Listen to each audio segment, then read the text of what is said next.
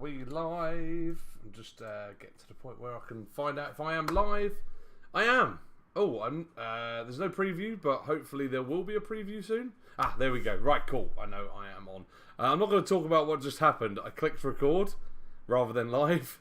And then I was like, why am I not live? Right. Anyway, so this one today is going to be a little bit... Well, it's going to be a long one, I'll be honest with you. Let me just get my chat open so I can see the chat whilst going through this video. So, something I wanted to do for a while is being sort of 10 years now into the hobby. Maybe a little bit more, but I think properly into boards games, definitely 10 years. 2015 kind of rings a bell. And that was my early days of getting into modern gaming anyway. I've always been a gamer all my life. You know, even as a kid growing up, loving things like Rummikub and Labyrinth, as in like the Ravensburger one with the tiles. So I've always liked those games that have choices, but I've never been a fan of Monopoly and things like that. So anyway, so I thought I would, being that we've now got a Boards Game Geek account through Canterbury Gaming Convention, which you can see up there. More details, please check out our socials for Canterbury Gaming Convention. We've made that, and I'm looking through, and there's so many features on Boards Game Geek. Now I'm going to go through as many games as I possibly can. But I thought I'd start with, they've just done this BGG Hall of Fame. So they're going through their the top 25 games that have been out for more than 10 years, which is interesting, because like I said, I've been in the hobby about 10 years at this point. So I thought I'd start with these games. If I've never played it, I'm just going to skip past it. So like Diplomacy, looks good, never played it. Acquire, nope, never played it. Alright, Cosmic Encounter, this can be my first one. So as you can see, my little thing up there says, if I would buy it, if I absolutely love it, that's for the 8 and the 10. 6 or lower is like, to no, I wouldn't like it. So for example, Cosmic Encounter, I like it. I would not buy it. I would play my friend's copy. Cosmic Encounter, absolutely fantastic game. That is apparently number 3 for over 10 years worth of games. Civilization, now that's a funny one because it depends what version, but I haven't played that version. 1830, right, haven't played those. Then they're announcing 5 at a time. They've only announced 15, so interesting one. Okay, Magic the Gathering. I'm going to put my honest answer here. I would play it, but I wouldn't buy it. I think it's a good game, but I would play it 10 years ago, not now. So for that reason, I will give it a 6. Yeah, say no more. It is a good game. Don't get me wrong. It's a good game, but just far too much of a money sink. Catan. Again, 1. Oh, why is this rank 7? Oh, my word. No, I'm going to rank this 6. Because I would play it if I really had to. Not the best game ever. I know, unpopular opinion. But Catan's okay. You know, it's better than Monopoly. El Grande I've not played. Tigris and I really want to play this. And Ra, right, okay. Some really old games here, but some good ones nonetheless.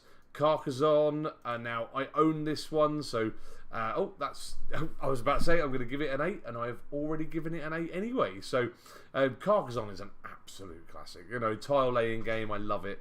The only thing that lets Carcassonne down is no matter how big your table is, you always build the wrong way. You know, you want to build your town you know, like you could go in any direction, so you're forever moving the tiles around so you can actually fit it on your table. Power Grid I've never played, but I really want to. Ticket to Ride, of course it's on here. Now if it was Ticket to Ride Legacy, I'd be giving this a 10. I'm going to give it a 7 because I did own it. Oh yeah, we do. And the store owns it, hence why that said own. But I got a bit bored of the regular version. So for the USA version, I'm giving it a 7 because I would play it. If people want to play it, I'll play it, but I would not buy it. So that's why it's not getting an 8. Again, we had all of them, but we just kind of got bored of the regular versions. Twilight Struggle and Kalis, haven't played those. Right, okay, so that's kind of knocked out 15 games at least. So on Board Game Geek, I don't know if you know, but you could rank it by the world's ranking. So This is like number 2,784. No, I'm not going to get... No, sorry, not 2,000. 27,000. I'm not going to do 27,000 today. But I would like to get through all the pages, maybe. So I've put this in reverse order because a lot of the top 100 I have actually marked as under Canterbury Gaming Convention. I don't know if it shows up, but I've put it in our library already. So I might have already listed those. Tic-tac-toe, that's funny. I think I must have clicked this when I was doing tic-tac-toe. Would never buy it. It's okay. It passes the time. It's tic-tac-toe. Shoots and ladders, 1. Like 1. That is like, it's not even a game. It really isn't. Like Monopoly. There's some versions that are okay, but poor game, awful game. Game of Life, funny, but would never play it. Like these are games I will not sit and play. Operation, again, load of rubbish. Never played Go Fish. Mousetrap, little bit of nostalgia. Wouldn't play it, but a little bit of nostalgia. So I'm going to give that a 4. Any that I'm skipping over, by the way. Hungry Hippos, funny. Wouldn't buy it. Wouldn't play it, but it's okay. Battleship, I'm going to give a 5. I like Battleship. I sat and played it with my nephew fairly recently. I'm giving this a 1 because it's... I hate Twister. But yeah, Battleship I played with my nephew fairly recently. So I like it. I think it's good. It's a bit random, but it is what it is.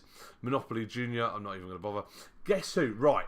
Guess Who, if you play the personality questions only version, which was seen on No Rolls Barred, where you're...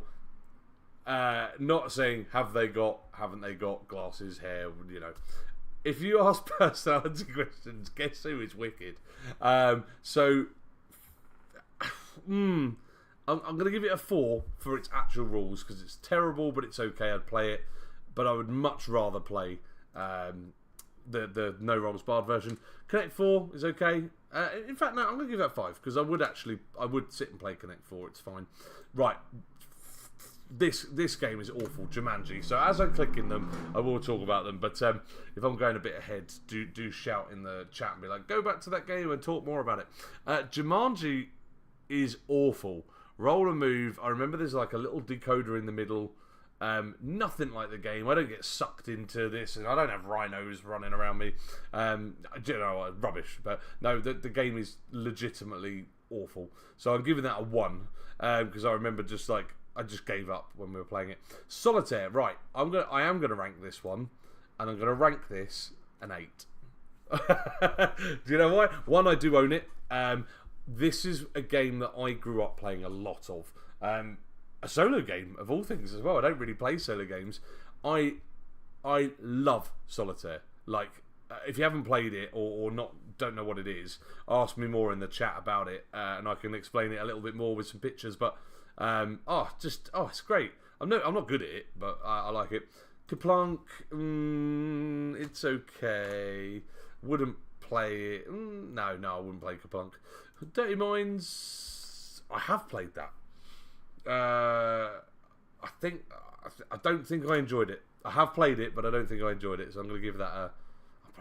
I'm going to give that 3. I'm going to give that a 3. So there's some low rankings here, but I'm just going to crack through. Don't break the ice. That's quite good, but I'm still going to give it a 4. I wouldn't play it by choice, but Who Wants to Be a Millionaire? Oh no, I've not played that. Trump the Game. That is getting a 1. I bought it from a charity shop. No, just awful. It's just Monopoly for what it's worth, but it's terrible. What do you meme? Now, very popular, but I don't like it. I think it's very boring. Sorry, these are all very negative, aren't they? But this is why they're at the bottom of the ranking, right? Because they're clearly not good. But I have given an 8. I've given an 8 already. Right, what have we got? I'm just scrolling through. Oh, Mousetrap again. I've already kind of ranked that one, so I'm not going to rank that again. Game of Life I've already done as well, so I will. Pop-Up Pirate. For nostalgia, you're getting a 4, but it's terrible. Buckaroo I quite like, but again, it's only getting a 4 instead of a 3 or a 2 for for nostalgia purposes. Cthulhu Dice. Right, we're getting some newer ones here. Pogs. That's getting a, like, if I could buy Pogs, that'll get an 8. Oh, I love Pogs. Does anyone remember Pogs? It's very nostalgic. This is showing my age here. You got Pogs and Keenies. The Pogs were made of cardboard. Your Keenies were made out of like metal or plastic, and the idea is you got to stack them up and throw your Keenie down and knock over as many Pogs as possible. So yeah, if I could buy Pogs, I would buy Pogs again. That's getting an 8. Right, that's page 1 done. Oh my word, how long was that? Okay, I think we own this as a store, but I don't like Speak Out because I've given it a 1 for hygiene purposes. Why would you want to stick a gum thing in your mouth after somebody else has just stuck it in their mouth? So that's getting a 1 for health reasons. Okay, there's actually a few here that I've actually listed. Okay, cool. Right, interesting. Well, okay, Shut the Box 7. Yeah, it's a good game. I actually quite like Shut the Box. Wouldn't own it, but I'll play it. Carcass on the Dice game was fine. I quite liked it. I played. It must have been one of the early Uncons, but yeah, I enjoyed it. It's not the best game ever, and I wouldn't buy it, but I would play it if it was on the table. Stupid Death. I haven't played that, but it does look good. Let's see. I'm going to Bears versus Babies 2. Load of shite. Oh, and actually, the one underneath, you're getting a... Oh, do you know what? Dragonology, I'm going to give it a 1 because it's not a game. It's just another roll and move with dragons. It looks more beautiful than it actually is. Uno, yeah, I'd sit and have a game of Uno, but it's not the best game ever, so it's going to have 5. But that's what my daughter, one of my daughter's favourite games is Uno. She loves it for some reason. Right, I'm still smashing through these. I mean, what I will do is I will shake it up, and I think I will go to the newer games if needs be. So we'll smash through these. This is fine. The Logo Boards game was actually quite good fun. If you like sort of quiz games, and I like logo, you know, the apps where you can guess the logos, so I'm going to give that a 5. Battlestar Galactica, that's gotta be, that's not the actual Battlestar Galactica. You can tell that's quite old, 1978. Okay, so there's quite a few here. Deal or No Deal, classic, 6. I love Deal or No Deal. I have played a version of the boards game. I think it might be behind my head. No, you can't see it. I think there's one just over, yeah, in that pile, because Jess likes that as well, so I think we do own it. Pac-Man the game, that's good. I'd play it. I wouldn't own it, but it's good. There's a lot of games here that I didn't realise I've actually played, which is great. Right, page 3. Oh my word, here we go. Again, I'm Monopoly cheat. Oh, I gave that a 3 because I like the fact that you can clang yourself to the table. Think Block was okay. I used to play that at the school that I used to work at, and the kids loved it. It was just see what pictures you could find. So it's not really a game. It was more of an activity. That's weird. So Dune House Secrets is really low ranking. I thought that was more popular, and I know it's not Dune Imperium, which is the popular Doom game. Bucket of Doom, terrible game.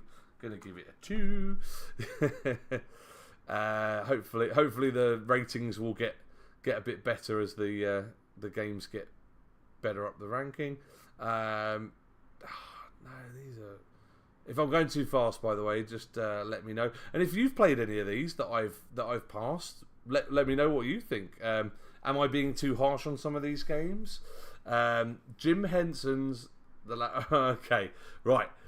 My partner's favourite film of all time, and I have backed the 40th anniversary version, which comes out in October, as in 2025, so this year, is apparently a revised version of the rules. So I'm going to rank this based on the rules now, and I don't think it's a great game, but the minis are beautiful.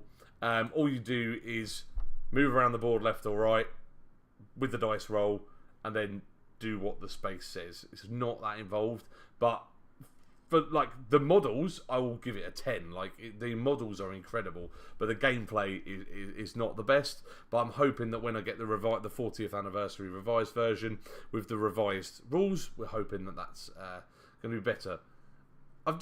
What? Connect 4 revised edition? What? Does it need revising? Do the rules of Connect 4 need a revision? Oh yeah, there's the 40-page FAQ on this. So a lot of these games are coming up multiple times, which is kind of annoying. Battleships instead of battleship. Pokino. Oh, I don't know what that is. Right. Okay, page 4. Right, we're getting a little bit better. Okay, I don't own it, never played it, but I want to play it. Pizza Power game, the Teenage Ninja Turtles. This is the problem, actually. I might end up finding games on here that I really want to play, so this could be dangerous. Elden Ring board game. That's not very well rated at all.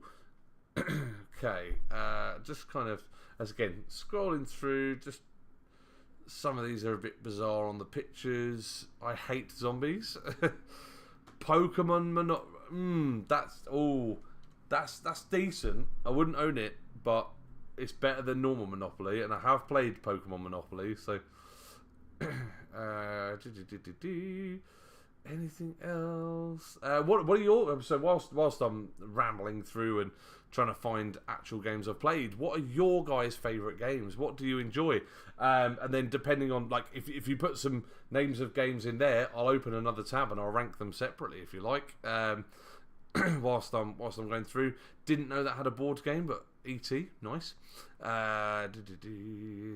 Headbands for adults. I've played a version of Headbands, but not that one, so I won't rank that one. Pass the Pigs, Boggle Jr. Yeah, maybe I need Boggle Jr. to be fair. Okay, not a lot on that page I've played, so let's keep going. We're on 2,743. Again, I might shake it up a bit, and I might go for like the newer games, because this is there's some real trash down here. Oh, Disturbed Friends, hate it. That's getting a 2. Do not enjoy that one at all. I have played it, but it's one of those style games that just, it's forcefully funny, so then it's not funny. Uno Attack. Ooh, that seems interesting. Not played it, but it sounds quite good. Rock Paper Scissors. I think I'm gonna rank Rock Paper Scissors. A 3. It's not the best game, but it's good at deciding who goes first, second, third, etc. Uno the dice game. That is something I'm gonna have to look out for, because Jess, I think, would love that. Right, what else we got? Cat and Mouse, Green Genius. Sorry about the. I live on a main road, as you can probably tell. Right, Last Straw, GPS, Jenga Tetris. I've actually played this. It's okay. Gonna give it a 5, because I don't mind Jenga. I quite like it, but the Tetris one was weird. Right, Gatopoly.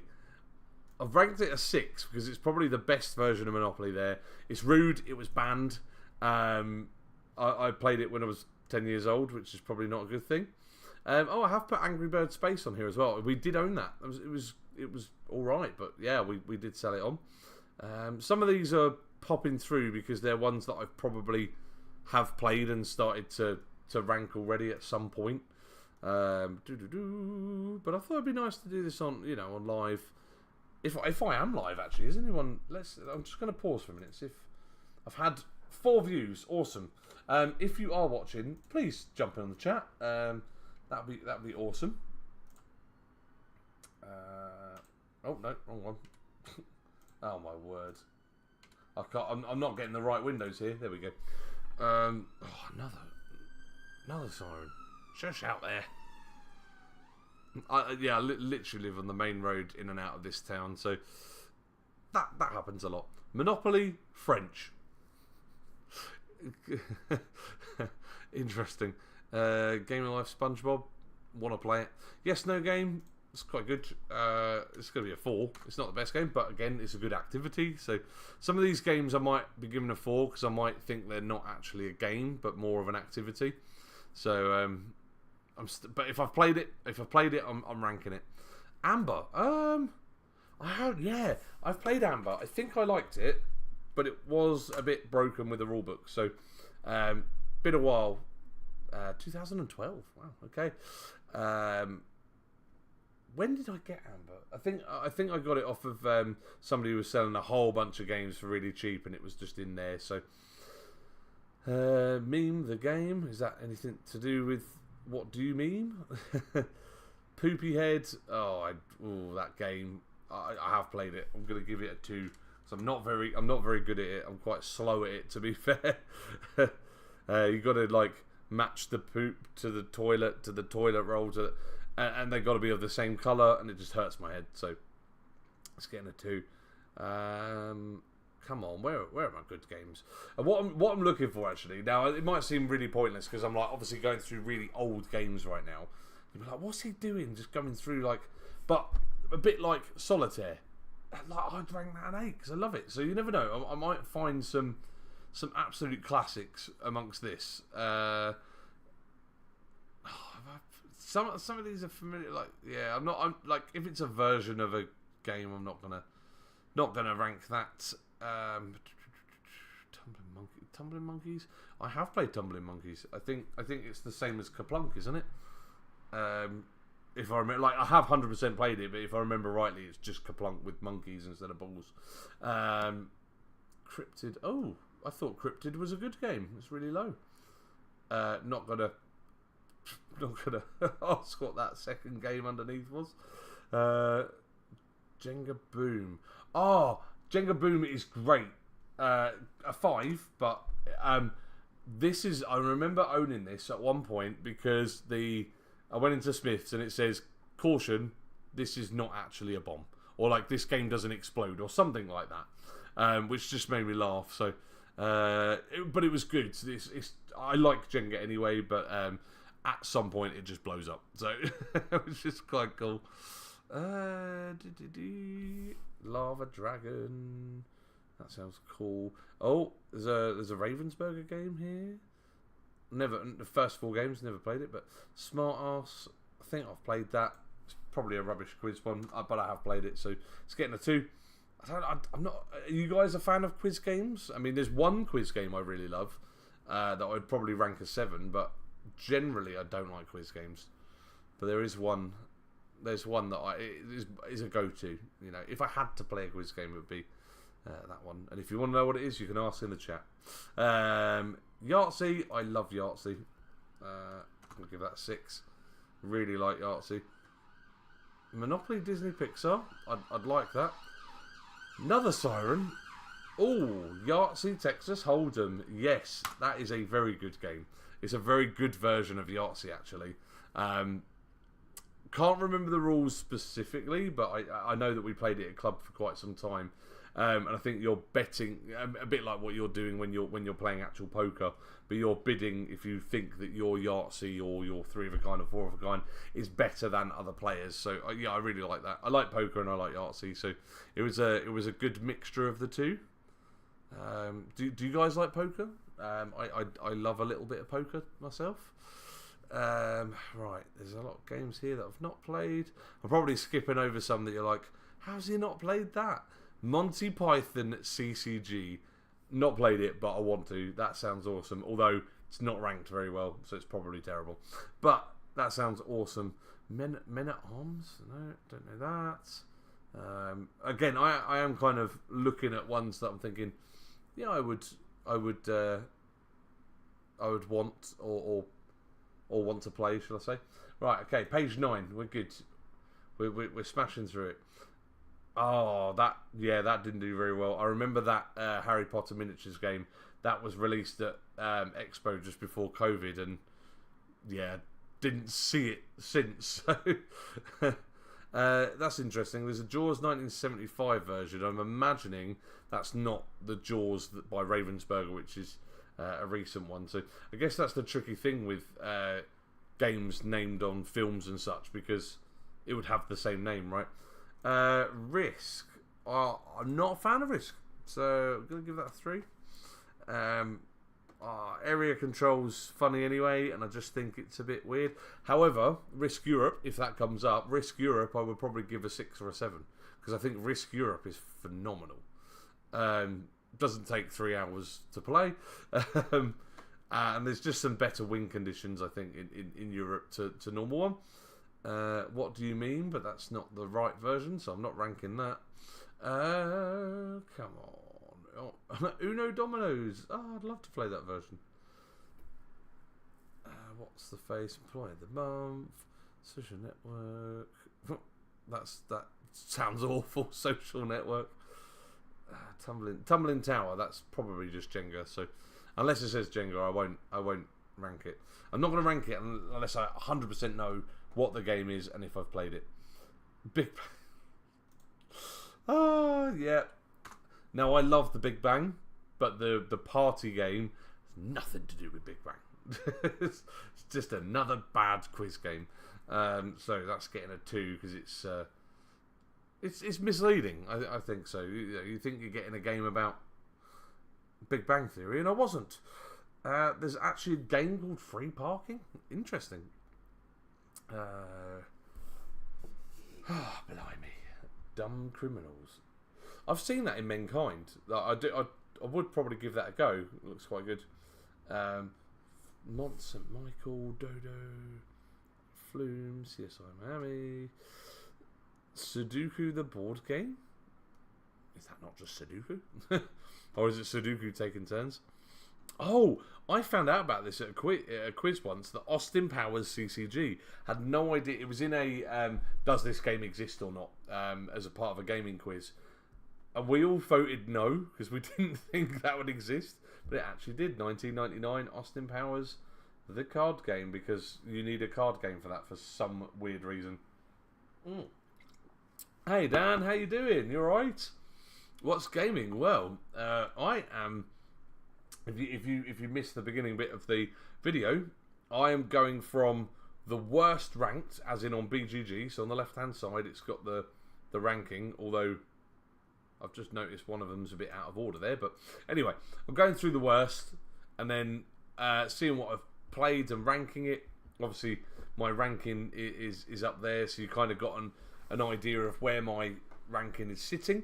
I've given 1 8 already. That was on the first page for Solitaire. I don't know if you've played Solitaire, but I love it. It's the one with the kind of a plus sign, 3 by 3, and then you've got to get the peg in the middle by taking all the other pegs, or a marble, because I had a marble version. But I love it. I think it's good. So I gave that an 8. I haven't seen any other good ones yet, so but we are very low on the ranking. What are you up to tonight, buddy? What are you doing? Playing some games or anything? Cubert. Oh, is that a board game? That's so cool. Shaking. Sorry. Oh my word. No words. So what I'm doing is I'm scanning through. I am paying attention because I'm scanning through for any games that I've actually played. Cranium. I think I've played Cranium, but not the dark one. So I'm going to skip that. But Cranium's okay. I think it's quite good, actually. Rock, Paper, Scissors, Lizard, Spock. Oh, talking of Big Bang. Yeah, apparently that's a dice game now. Interesting. My First Uno. Do you need a junior version of that? Uno Dice, the emoji game. Wow, there's a lot of games here that I have not played. There was a lot on the first page. Oh, let's see. Garçon. There's a game called Garçon. Angry Sheep. I want to play that. No idea what it's about, but Angry Sheep looks quite good. Oh, it probably sounds better. Oh, Brexit the Real Deal. I've not played it, but that wasn't the best game to come out. I think it was by the guys who did War of the Nine Realms. Begins with W. Can't think of their names, but they didn't do very well on that one at all. The fact they made it into it. I mean, it's a sore subject anyway. Brexit. So to make it into a board game was like, should you have done that? The Floor is Lava, Jurassic World miniature game. I really want that. I'm not gonna lie, I've never played it, but I just want it for the miniatures. The game could be terrible, and the ranking suggests otherwise. Did you upset your gardener?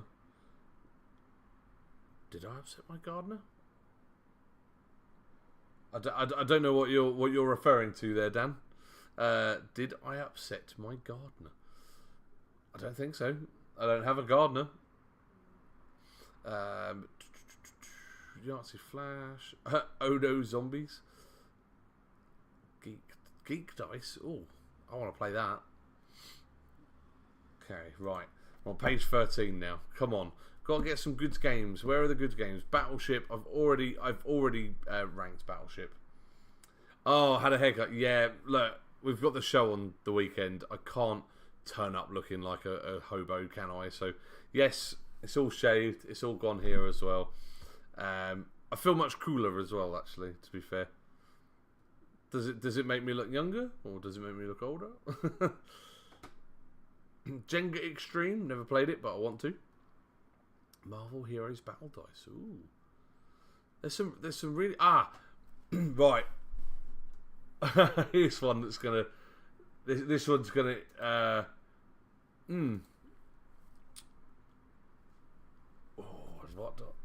I did own it, and I only got rid of it because I was forced to. I'm gonna give this... Because, like... I would actually probably buy this if I was allowed to, but Jade would never let me. I'm going to give it a 6. Monopoly Empire is the best Monopoly game I've ever played. So I'm going to go off into another little tab here, so I can, because obviously Monopoly has that it's not really a game, or it's there. Like a lot of gamers don't like it, but here's a picture, right? So firstly, it's not just money. You're going around the board and you're actually buying billboards. So if you have a look at the top there, you can actually buy bits of billboard.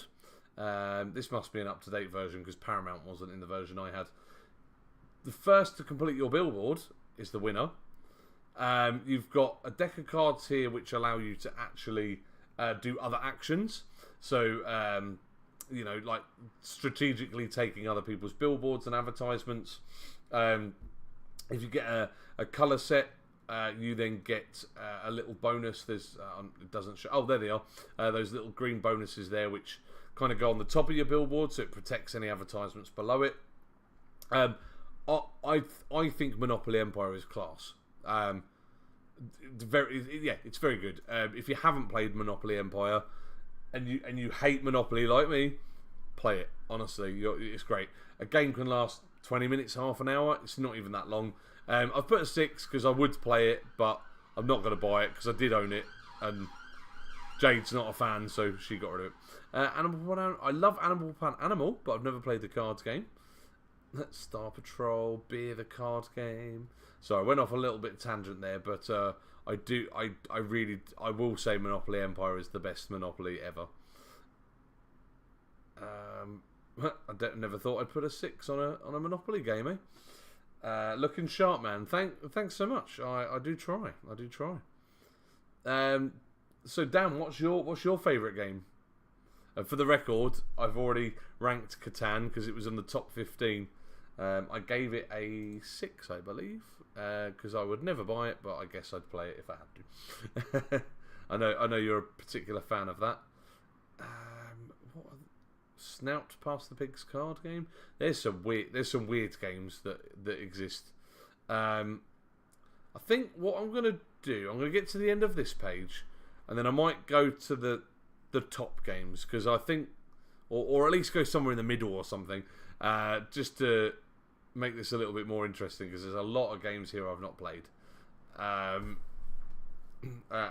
probably for the right reasons, given some of these rankings. So, right, recent card.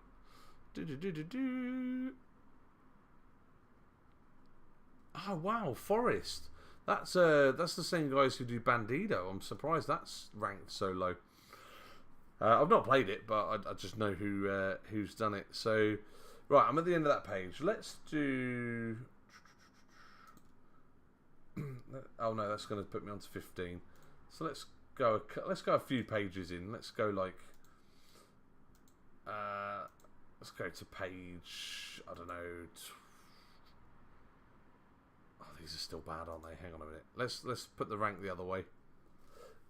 So, like I said, a lot of these games I have already ranked. They're in the top 100. So we'll have a quick Brass Birmingham. I play it. It's not the best game, but it is good. For what it is. I just wish there was a bit more to it. That's all. I know it's fairly complex and it is highly rated. It's number 1 ever. I don't think it deserves number 1, but it's what it is. Pandemic Legacy Season 1, I've given it a 10 because it's the best gaming experience I think I've ever had. It's absolutely phenomenal, and I don't even like Pandemic that much, to be honest with you. Pandemic would get a 6 for me. For me, it's the original Ticket to Ride. Great intro game. You can learn the rules quicker than you can set up the board. It's elegant in its mechanics, and artistically, it's visually great. I agree. I think Ticket to Ride is like the ultimate starter game. That and Carcassonne, I think, but even Carcassonne can get kind of complicated with farmers and stuff like that. Whereas Ticket to Ride, take routes, take tickets, or take more. Claim routes or take more tickets for completing more routes. So yeah, it's quite good. Art Nova, I'm giving it a 10 because I think Art Nova is it's just phenomenal. And with the Marine Worlds expansion, it's even better. So yeah, 10. I would absolutely do that. Gloomhaven, one of my favourite games of all time. So that is getting a 10 there. Dune Imperium, I like it. I'll play it. Again, not one I would buy, but I would play it. So that's getting a 7. Now, if it's a 6, it's like that's an okay. I would play it, and a 7 is I probably would happily play it. Whereas 6 might be is there anything else on? Terraform Mars 10. Just play that all day long. This one will turn people right. So Spirit Island, I don't like Spirit Island. I think the game is quite terrible, if I'm honest. I get it, it's popular, but I really don't understand its popularity. It's number 10 of all time. It's just rinse, repeat. I don't know. Maybe I'm missing something. Maybe I played it with the wrong group. But to me, no. I would never play Spirit Island by choice. So that's getting a 3 from me. Jaws of the Lion, again, because I love Gloomhaven so much, and I love Jaws of the Lion as well, that's also getting a 10. Gaia Project 8, stunning game, absolutely beautiful. Twilight Struggle I've never played. Through the Ages, I really didn't enjoy it. I call it Taking Bloody Ages rather than Through the Ages. Castles of Burgundy's good, I play it, but we owned it, sold it. Dune Imperium, I like Dune Imperium, but I haven't played Uprising, so I haven't ranked that. Great Western Trail, now it's a 9 for me, because I absolutely love Great Western Trail. I will sit and play it. Obviously, I own it. I've got the whole trilogy. But the reason why it hasn't got a 10 is because I don't really like teaching it, and I don't think it's new player friendly. And also, I think it's a bit more niche than maybe the other, like the Gloomhavens and stuff like that. So, phenomenal game, but that's more personally I love it. But I understand why other people wouldn't like it if they. Scythe is an 8. With Fenris, it's an 8. Seven Wonders Duel, phenomenal game. One of the best 2-player games I've ever played. Although the new Lord of the Rings version, which I was looking for, but it doesn't appear to be near me. The Lord of the Rings Duel, which is based on Seven Wonders Duel, is also absolutely phenomenal. Brass Lancashire, it's getting a 7. It's not as good as Birmingham, but Lancashire's okay. Nemesis, can't stand it. I played it once, got eliminated in an hour. There was nothing we could do. Everything was completely random. Thematically, Nemesis is phenomenal. As in, like the story, the characters, the minis, the theme is fantastic. But mechanically, it's just random and it's a mess. And I didn't get on with Nemesis. Clank Legacy, the first one, is getting a 10. We are playing the second one, by the way. Second one wouldn't get a 10 for me, but number one would. So, with no spoilers, you get to... It's kind of like regular Clank. If you've played regular Clank, but you build your own board, and there's obviously a story behind it, and it's based on the Acquisitions Incorporated comic book. Feast of Odin, I love it. It's a great puzzle game. Apparently you need the Norwegians expansion, so I don't own it because I wanted the expansion, which apparently makes it better. And I couldn't find it anywhere, so I think we did shifty it on when we moved. But yeah, I would, if I could buy Feast of Odin and Norwegians, I would get it. Concordia is a phenomenal game. Just seen Dan over here in the chat saying Gloomhaven is fantastic. Yeah, I agree. It is absolutely fantastic. Yeah, you've raved about Great Western Trail, but I'm not a fan. My ADHD brain gets lost with it. Yeah, that's so. That's exactly what I mean. Not that I mean, obviously, you with your ADHD is a different matter, but I think you're not alone with that. Like, I think a lot of people go, yeah, I don't get it. And when I played Great Western Trail for the first time, I didn't enjoy it because I didn't understand it. So it's one of those ones that I personally love. But again, the second edition, I do like second edition as well, giving it a 9 because I personally love it, but I could understand why it's not great for others.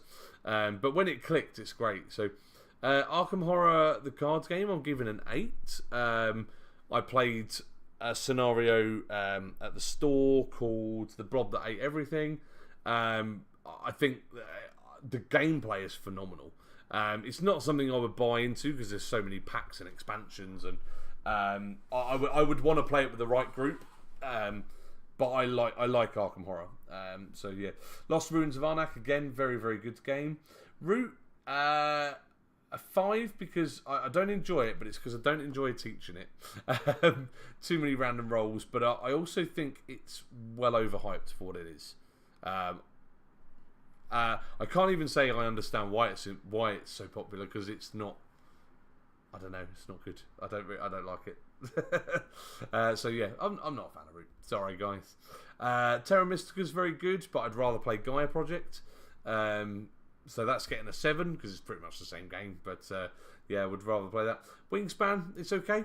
Like, if people are playing it, I'll play it. Actually, Wingspan I'd probably give a 6, but I've given it a 7 because it's a popular game, and it's actually in our library as well. So.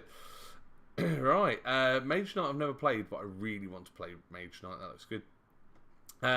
The Crew trick-taking game, it's a 7. I enjoy it, but my partner doesn't. It is quite well, I say it's complex. It's hard to teach. Everdell is okay. I wouldn't, again, I'd play it, but I don't own it. Quacks. Oh yeah, that's a good shout. Hang on, let me go on to. Have I rated Quacks? I have. Oh, there you go. Quacks and Quellenberg, I've given a 7 because I do enjoy it. And do you know what? Whilst I'm at it, I will do the expansions because I think that's going to get a 7. Alchemist, I'm going to give a 6 though, because I didn't enjoy Alchemist quite as much as the Herb Witches in the base game. I'm not going to rank the mega box and the big box just includes the expansion, so I'm not going to rank those. And there's nothing else for Quacks. I haven't played the dual version, and I haven't played, this is the children's version, Quacks and Co. But yeah, good shout, Dan. Seems that I'd already ranked it, but yeah, nice one. If there's any other games, by the way, if you guys want to put in the chat, I can stop going through the list and I can rank the ones that you intrigued what I think about it. Viticulture I've given a 7. Marvel Champions a 6. Not as good as Arkham Horror, but it's alright. I'd sit and play it if people had a copy for me to join in on. I really want to play Crokinole. I love that that's on 46. It's Alice is Missing. Now, because obviously it's an RPG, so I'm going to see if Alice is Missing is going to come up. Let's see, shall we? It might not be. Yeah, so because it's a role-playing game, it's not actually on BGG, but it would be on. Isn't there an RPGG, as in like a role-play games geek, like BGG, but yeah. If it were on here though, Alice is Missing for me would get a 10 because it's my favourite RPG of all time. Puerto Rico 7, Cascadia 8. I really like Cascadia. Anachrony is phenomenal. Got an 8 because I love the time travel aspect where you could borrow goods from yourself, and as long as you from your future self, as long as you pay yourself back in time, then you don't cause a rift in the. But I love the sci-fi element of this as well. On Mars, I've given an 8. No, I would give a 7. I'm just going to alter that because On Mars is very good, but I wouldn't own it. Same as Blood Rage, I enjoy it, but wouldn't own it. Hegemony, I really want to play that. Right, let's see. Sleeping Gods, I'd love to play. So obviously these ones that say NA are ones that I've not played. Legacy Season 2, it's on my list to buy. Mansions of Madness, there we go. That's getting a 9 from me. It was one of the first modern games I've played. You can hook it up to like for the PC that runs the games. It's kind of like a role-playing game, but the PC does the GMing for you. I love the minis. I love the theme. It's like three-dimensional Arkham Horror the card game, which is great. But yeah, I love the scenarios in it and how interactive Mansions of Madness is. So that's getting a 9. Maracaibo is phenomenal. The same guys who did Great Western Trail. That's getting an 8 because I've got that. Oh, there you go. There's Quacks. Clans of Caledonia. Oh, this is a stunning game. Based in Scotland, so I think that's partially the reason why I love it. This is just a phenomenal Euro game. I love it. You're trading goods and resources on a map of Scotland, which is it's really good, really clever. So, what have we got? Le Havre, the Gallerists. Paladins of the West Kingdom. I hated that game. I can't really remember because I like Architects of the West Kingdom. Architects is great. I think that would get a 7 from me. Haven't seen it on this list. But Paladins, I was really hyped for because I loved the Architects, but it was awful. But I could understand why other people like it. Yeah, it's got 3 from me. The Crew, the Quest for Planet 9 is getting a 6 rather than a 7 because I prefer the underwater one to the space one. There's always an 8 because I think that's probably the best everybody's game. Message from Dan here. Are we playing the TCG sim games at the weekend? Yeah, we are, man. We're going to MegaCon and we're going to play it in real life. Right. Oh, there you go. You know, I was talking earlier about Duel, Lord of the Rings, Duel for Middle Earth. Let's get some pictures up on this because I do want to talk about this game because I think it is phenomenal. That's not the best picture ever. I'm trying to find a picture of like the board or the setup that's not blurry. Because that's a little bit blurry, that one. I like that. Someone's used little miniatures by the looks of it. Okay, no. Well, let's go with that. Where's that first picture I saw? Let's see if this is any good. Oh, blimey. Okay, so you can't really see exactly what's going on there, but you've got this Seven Wonders Duel style game, which looks very familiar, taking cards off the top to reveal the ones underneath, and you take turns taking them, gaining resources, moving on a track. Now, I think if I can zoom in, I will, because I want to show you this track here. So, what's different for this one rather than Seven Wonders Duel? Seven Wonders Duel, you're just playing a little game of tug of war. Whereas this one, you've got the bad guys versus the good guys. This is the Fellowship, and the Fellowship have got to get all the way to the volcano.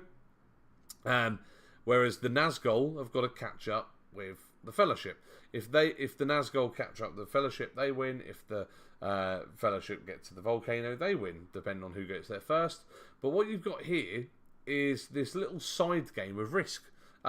Which I know I didn't rank Risk very highly earlier, but I just wanted to highlight this one a little bit more because obviously it is a new release and it's really clever.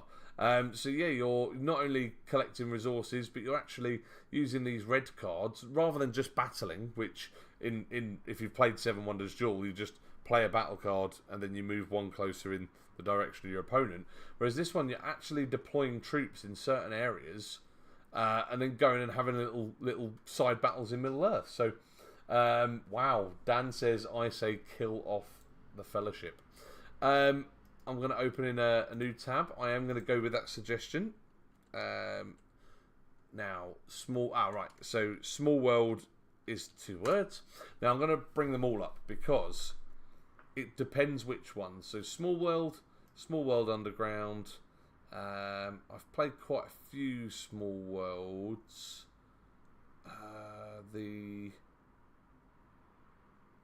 Yep, there it is, the 6-player one. Power Pack 1, Power Pack 2. I don't think I've played those.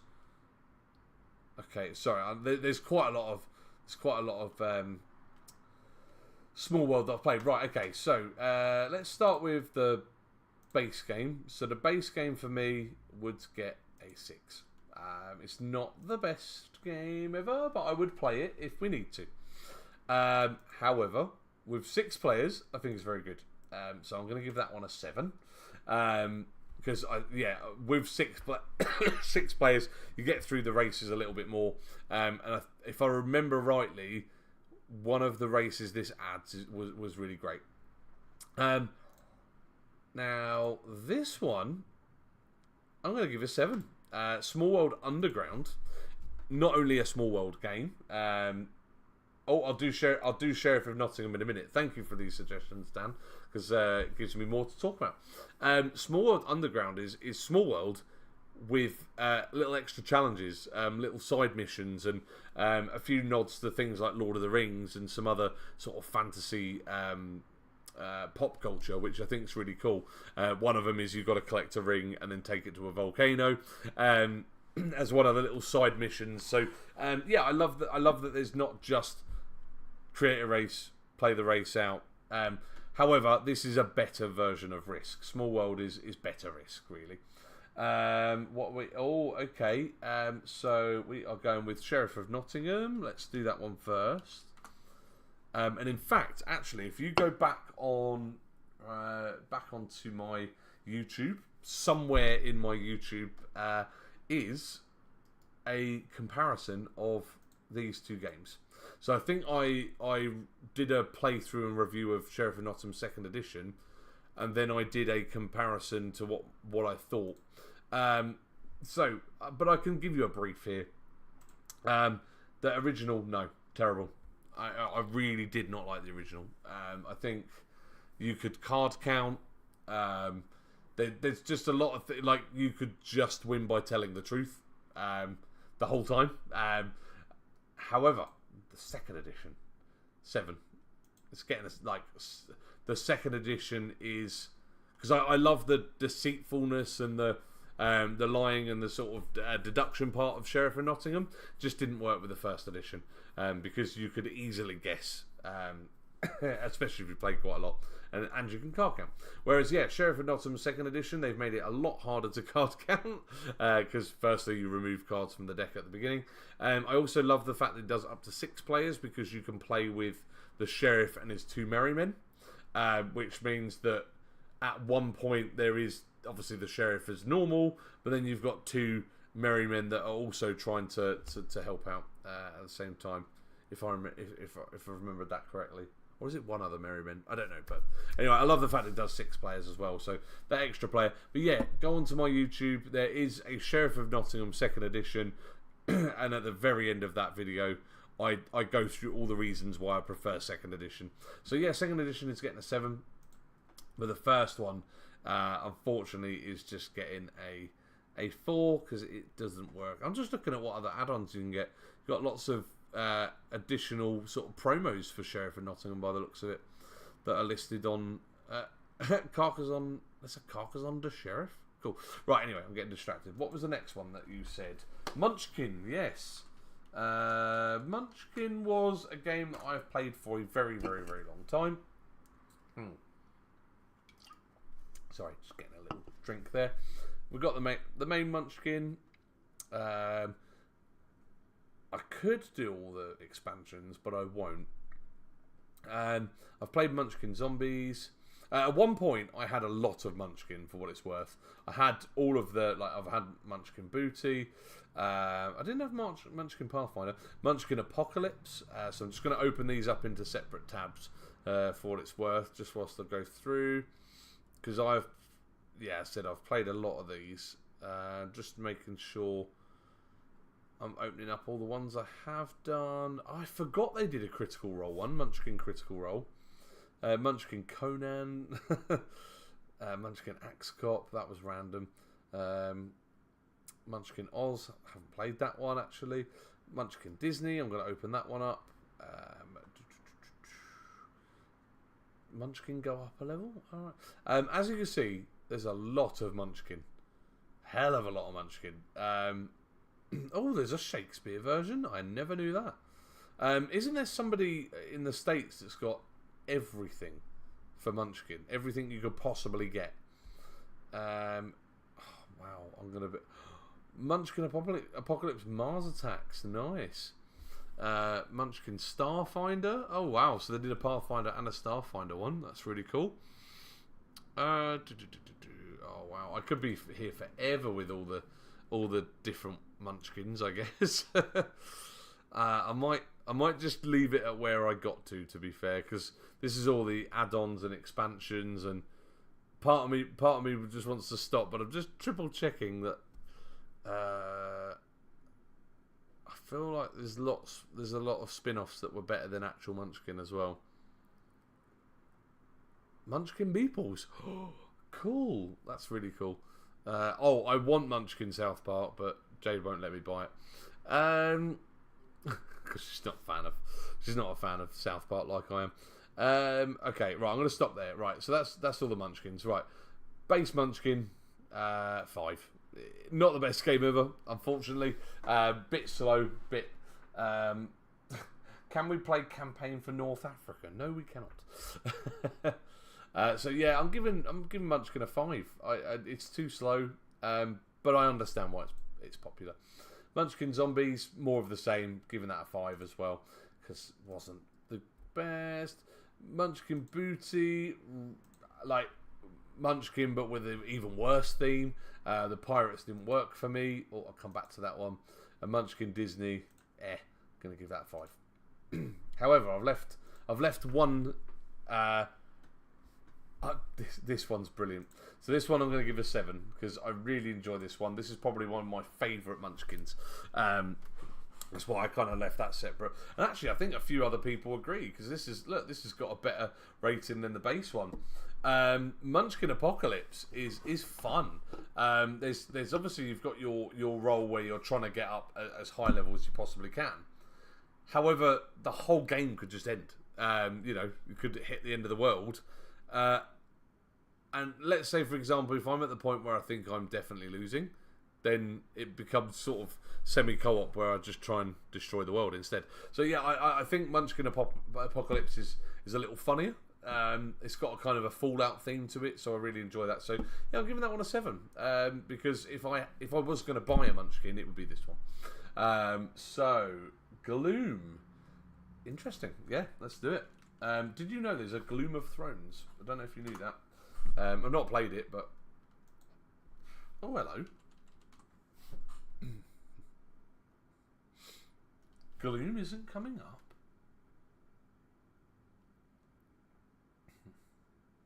That's bizarre.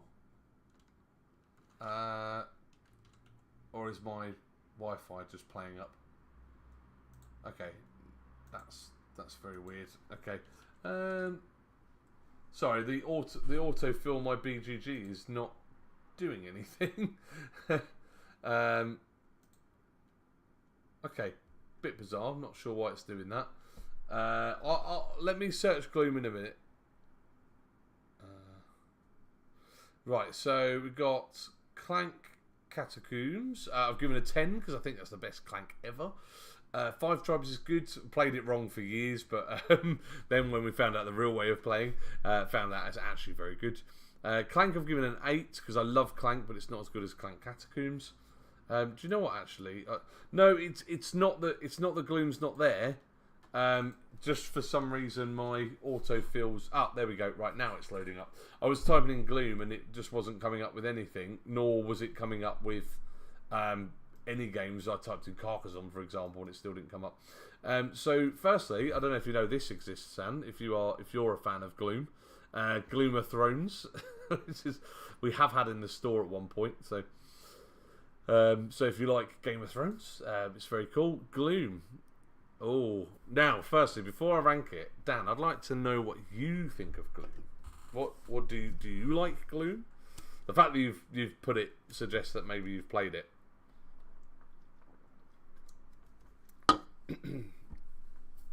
I'll wait. And by the way, Dan, I did get your personal message. I just can't reply to it because my phone is the camera. So yeah, what is your thoughts on Gloom, buddy? When I see you reply, I will go back to that tab. So I love it. I have played it. Fair play. So I'm gonna give it a 4. It's a 4 for me. I don't think the gameplay is interesting. Unfortunately, it would probably get a 2 or a 3 actually. But I like the theme. The theme's quite funny. But I don't get it.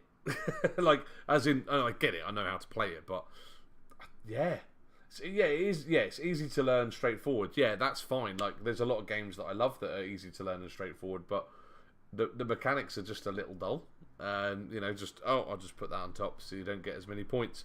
But yeah, I understand. I mean, as I said, the theme does it better for me. But sorry, Dan. I thought you put it because you might like it. So Teotihuacan 6. I like the game, but it's messy. Through the Ages. Oh, I've already ranked Through the Ages, so apparently I've ranked it a second time. Dominant Species is good. It's a 7. It doesn't look all that, but it plays well. Darwin's Journey an 8. I have played it and I really want to own it. But I know somebody who's got it. Oh, Robinson Crusoe. You're getting an 8 as well. One of the best cooperative games I think I've ever played. I love Robinson Crusoe. You like more intricate mechanics, but no, I wouldn't agree with that. I like interesting mechanics, not intricate. I think there's a difference. I like mechanics that do something like... in fact, here's a good example. Scout. Easy mechanics, really easy to learn, but I absolutely love it because it's clever. As in, the game mechanics are very clever and it does something interesting. Firstly, 7 Wonders 7. It's okay. I'll play it, but it's okay. I prefer Duel. Scout is a 9 because I think it's the best everybody card game. It's Puka. It's poker meets Uno meets Rummy. Now, Rummy and Rubby Cub is one of my favourite all-time games. I've played it since I was a child, so I love that whole set collecting, getting numbers together. I love that all the cards are double-sided, so when you're taking cards from other people, you don't know what number they're actually taking it for because they've got 2 numbers. Oh yeah, Scout's good. Oh, you've played Scout. Ah, well. Good news, I'm bringing it at the weekend, so there we go. Yeah, Scout is fantastic. Yeah. I'm so glad you've played it. Yeah. Search for Planet X 7. I think it's a very clever game. Slay the Spire is one that I need to play. Right. Oh, I haven't ranked Asia. So Wingspan, like with all the other Wingspans, but Wingspan Asia's got its own 2-player version. And makes it a 7-player. The White Castle I own, very, very clever. This is another one of those ones where the mechanics are easy, but they're interesting. So I've given that an 8 because it's very good. Decrypto is a good party game. I would play it. I quite like it, but I wouldn't own it, so that's getting a 6. Battlestar Galactica, the board game.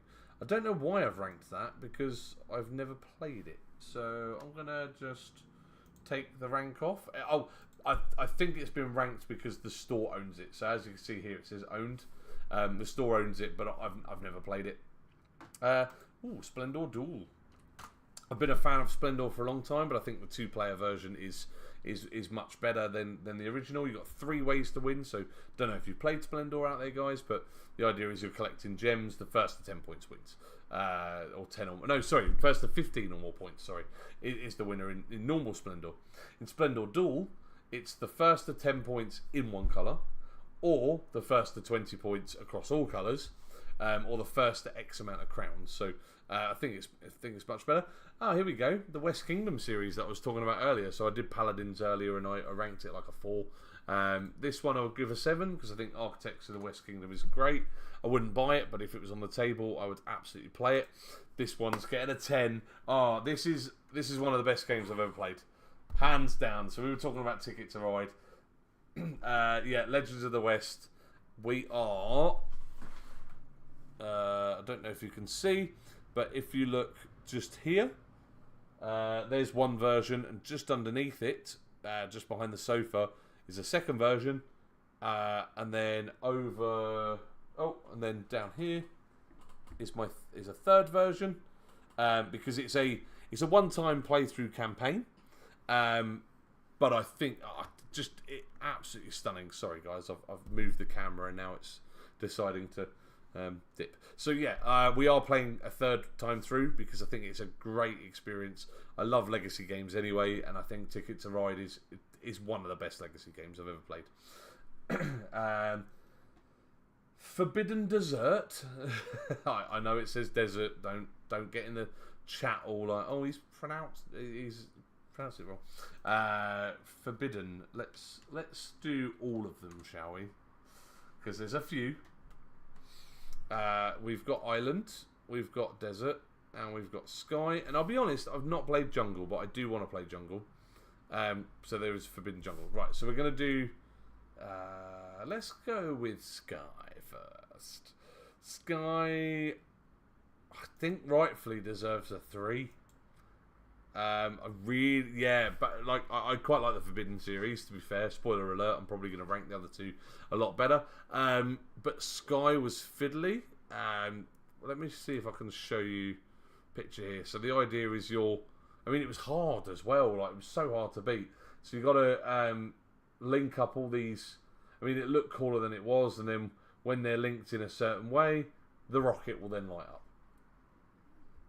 Gimmicky, but the game was quite trash. So yeah, for that reason, that's getting a 3. Let's do Island. Island for me is a 6. Okay, we'll play if in the... Oh yeah, okay, they've got their own ranking there. Yeah, 6. It's okay. I'll play it if I had to. Desert, however, is going to get a 7 because I love the sand mechanic. So I don't mind the mechanic of Forbidden Island.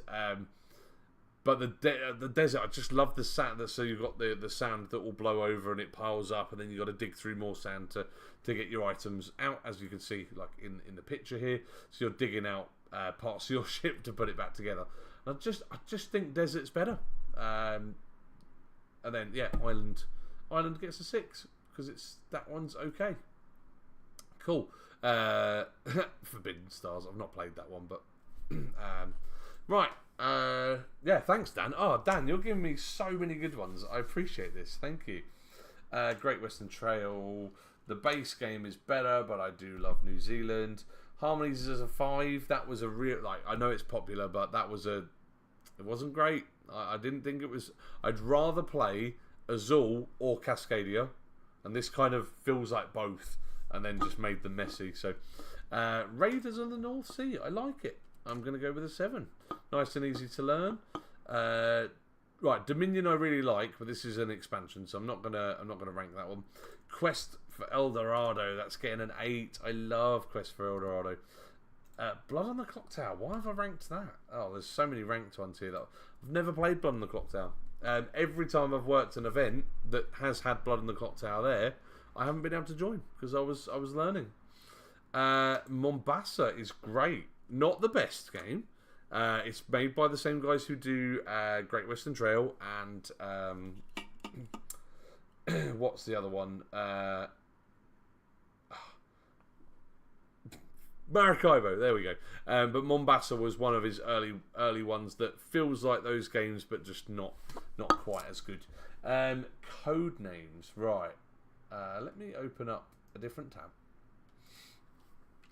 Thanks, Dan. Dan's doing great here. Now I'm going to preemptively. Oh, apparently I've ranked code names. Okay, spoiler. But I'm gonna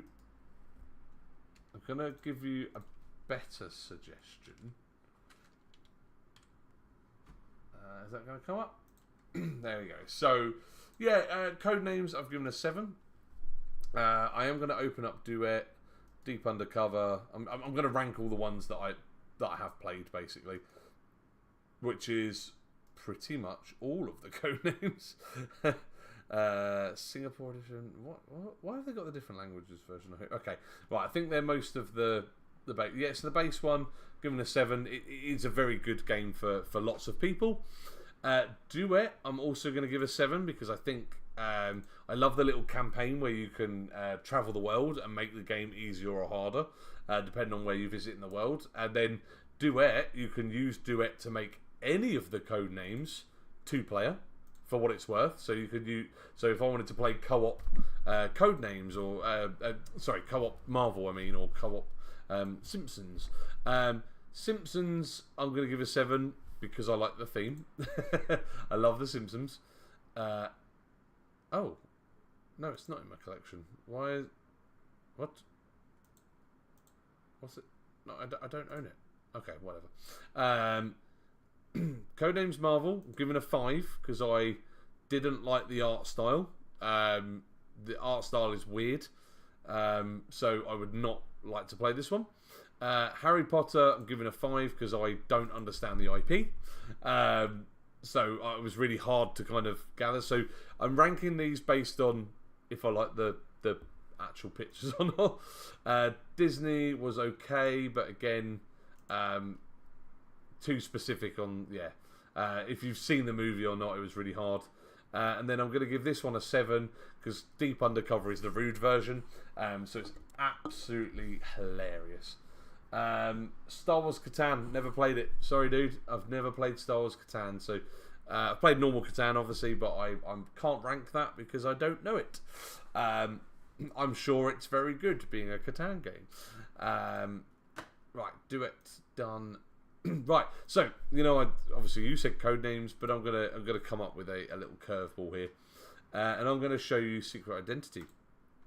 So the reason why I prefer this is because, like, the downfall with code names, and I think code names would get an 8 for me if it wasn't for the fact that the 2 clue givers of each team can take ages, whilst the rest of the people kind of get a bit bored and start playing on their phone, and there's a lot of downtime in code names. Whereas Secret Identity, which we get through Hachette games, which I love Hachette games anyway. Everybody's doing the clue giving at the same time, and then everybody's doing the guessing at the same time.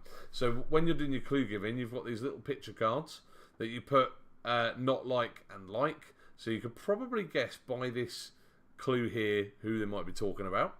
Got glasses, a lightning, but not snakes.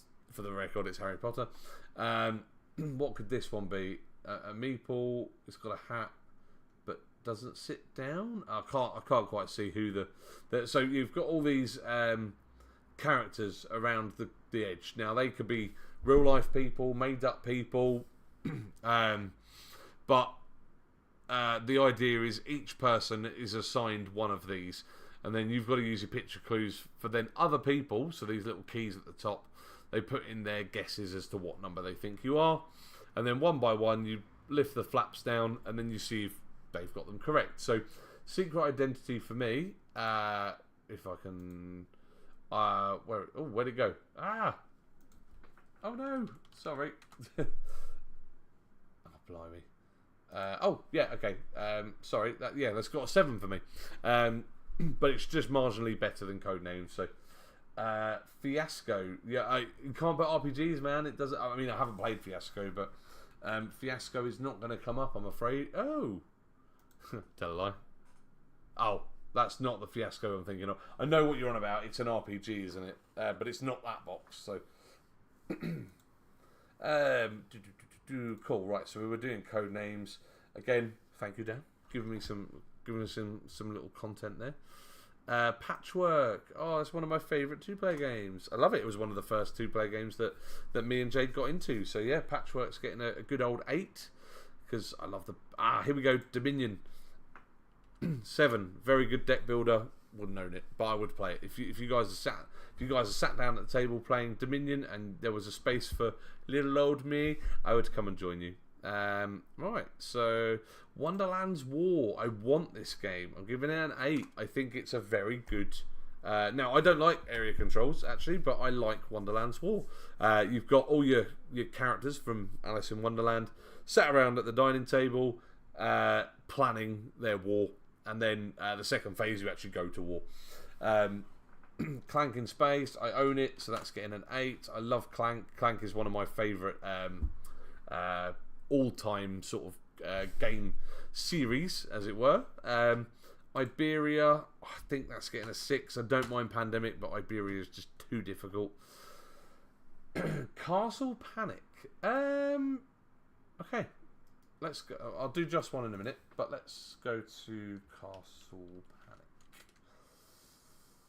Castle Panic. There it is. Although that's a different box, but it's fine. I think they've just changed the art. Oh my word, I've already done it. Oh, okay, yeah, Castle Panic's getting a 7. I really like it. It's a great co-op game.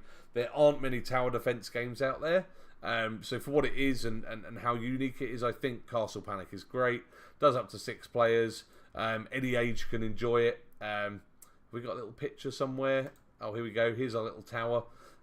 So you've got your heroes will try and defend this tower, and then all the enemies are going to come out. You can see them coming out at all edges, and you've got to just defend your castle for as long as possible until you win. Is that a better picture? Oh, there you go. Yeah, that's a better picture. So you got some creatures coming in from the outside there, trying to break down the walls. Very cool. So yeah, I've already ranked that one. Elder Sign. Oh, I don't even want to open it in a different tab, if I'm honest. Elder Sign. Here we go. Elder Sign. Honestly and truthfully, 2. Awful game. Absolutely awful game. What? It's like shit Yahtzee. if Yahtzee couldn't get any worse. No, not a fan of Elder Sign. I think some of the harder levels just are near impossible. It's messy, it's clunky, and every time I've played it, it hasn't been fun. So yeah, that's getting a 2. Sorry, dude. Don't know if you like it, but I really do not. Just One. Now, this is going to be a bit of a weird one because for a go-to social game, Just One deserves an 8. Just One definitely deserves a high rating because it's absolutely great. I would play Just One over Codenames. No, really. Yeah, sorry, Dan. I hate Elder Sign. Probably one of the worst dice games I think I've ever played. So, sorry about that. I did own it though at one point because obviously I was big into Manchester Madness, so I bought Elder Sign, thinking it was going to be similar, and it's not. So yeah, Just One. I wouldn't own it and I wouldn't buy it, but because it's a very, very, very good social party game, Just One deserves an 8. 100%. And owned. You get to change my mind on board games. What? No. You like if you like it. Like there is a lot of games like Spirit Island. I know lots of people like it. I just don't get it. And I think that's what makes this hobby beautiful. Is one game that you love, I may not, or there may be a game that I love that you don't, and but it gets us talking, right? It gets us talking about the hobby. So. It's like music, there's some songs that certain genres I don't like, but certain particular songs in those genres, like I'm not a big fan of party games, but Just One, like, oh, great, And going back the other way, Champions of Midgard 5, another bad dice game. Dice, I'm not a massive fan of some worker placements anyway. I think Champions of Midgard isn't. I like the theme, but I don't like the dice mechanic, and so it's getting a 5. Parks is good. I'm going to give it a 7. It's quite simple. It's quite nice and relaxed. So I love that 10% of all sales of Parks goes to funding the national parks in America. So for any of you that don't know, Parks is a game where you are going on an expedition through national parks of America. Art style is beautiful. Got a lot sort of like features a lot of American wildlife and such. But yeah, I think it's great. Wormspan, along with Wingspans, just getting a 7. It's good. Targi, a very, very good 2-player game. I'm a bit hazy, but I remember I played it once with a good friend Joe, and I remember absolutely adoring it. So, Isle of Cats, that's got to have a 9 for me. Is it behind my head? Can you see? Yes, you can. Just there. Isle of Cats, and there's a second box underneath it with all the expansions. So Isle of Cats, I've got everything for it. I've even got the pins here of the different cats. So yeah, it's getting a 9. I can understand not everybody enjoys it, but it's a puzzle game and a drafting game, and they're both 2 of my favourites. I'm going to see if I can hold up all the cats so you can see all my. These are proper metal enamel pins, by the way. So yeah, look at all my cutesy cats. There you go. Yeah, there's a blue one here as well. Oh, I forgot the blue one. There you go. So yeah, I'm very much a fan of Frank West as well, who designed Isle of Cats and City of Kings, which City of Kings is one of my favourite games. But yeah, Isle of Cats is getting a big old 9 because I friggin' love it. It's so good. Cartographers is getting an 8. One of the best roll and writes I've ever played. Flip and writes even. So it's kind of a Tetris puzzle game. But in fact, I'm going to show you because this is quite interesting. When you're filling in your land, as it were, you're filling in where you want your rivers and oh, this is very artistic. This one, where you want your different towns and such. But then every so often a monster will attack, and you see these pink areas here. You pass your sheep to the person to the left or right, and then they spoil your sheep, basically. They make it as hard as possible for you. Oh, very good, Dan. Isle of Cats is deaf amusing. I think you need to leave the chat now for that. Star Realms is a good deck builder. Very simple, but I love Star Realms. It's a great little deck builder there. Magic the Gathering's on there. Wonderful World. So getting a 9. Oh, what a game. Very, very... it's a drafting game, but it just plays so beautifully. I've got it... oh no, you can't see it. I'll keep looking behind here to see if you can see it. But yeah, I adore It's a Wonderful World. Just addictive. Not hard to learn. Isle of Cats is not clawful. Oh, Dan, get out with the dad jokes. Seriously. Oh, sorry to all my viewers that are having to witness some bad puns there from Dan. I do apologise. Ticket to Ride Europe is okay. I think like what Dan was saying earlier, it's a great gateway game. I think anybody can learn it. Stone Age, very good. It's a worker placement but with a little bit of a twist with dice rolling and randomness. But yeah, I like Stone Age. Very good game. I'm mostly going to talk about the games that I really enjoy. Right, Terraforming Mars, I ranked earlier, I think, as a 10. I'm pretty sure I did it as a 10 because I absolutely love it. We didn't need a card game of a card game. We didn't need an extra Terraforming Mars. This was atrocious. I really didn't enjoy the card. This is Terraforming Mars Ares Expedition, which was not an expansion, which confused everybody. It is just the card game version of a card game. Because Terraforming Mars is already a card game. We won't go there. But yeah, no, 4. I really didn't enjoy that one. Compared to how much I love the other one. Right, so interesting. We've got Dominion 2nd edition. We'll just give that a 7 because I think I've actually played the 2nd edition, not the first one, but I can't bother to go back.